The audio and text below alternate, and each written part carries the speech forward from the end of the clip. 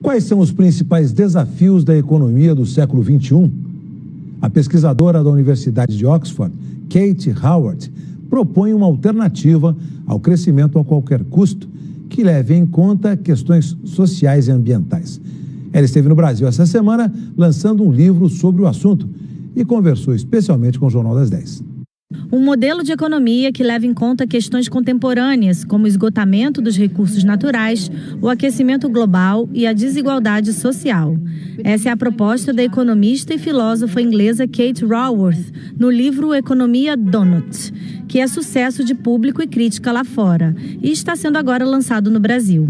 De forma simples, Raworth explica por que é necessário rever e atualizar alguns conceitos da economia tradicional. Growth is a wonderful, healthy phase of life. Let me show you with my hose pipe. Here is nature's growth curve. Things grow and then they grow up.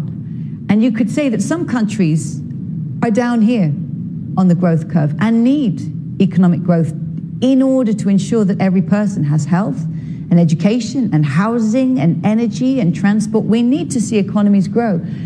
But at some point, maybe my country or very high-income countries are somewhere up here. Even though they're trying to grow forever, actually they need instead to mature. Brazil, where is Brazil?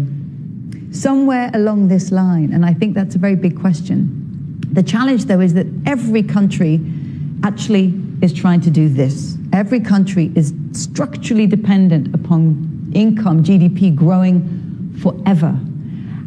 And the cost of that is what governments do in order to keep that growth going. In order to keep GDP rising, governments cut environmental regulations in order to open up new markets.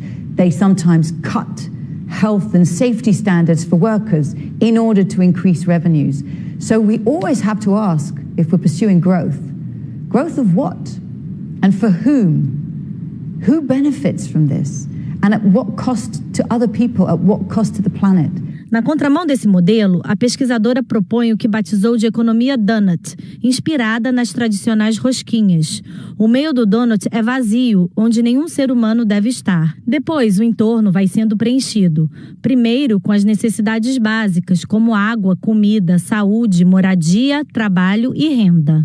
A parte suculenta do donut é o que Kate considera um espaço seguro e justo para a humanidade. Em cima disso fica um teto ecológico.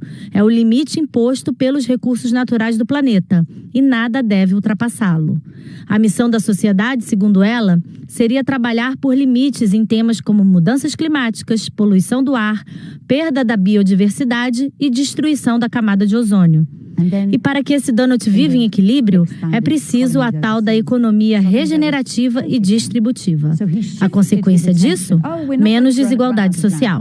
Brazil is known as being one of the higher levels of inequality in a nation in the world.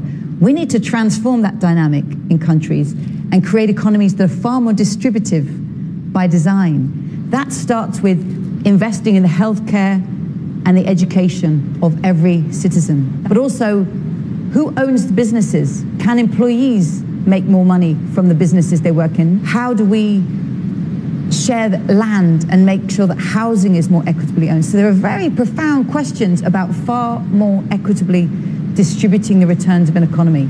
Pursuing growth alone doesn't touch on that.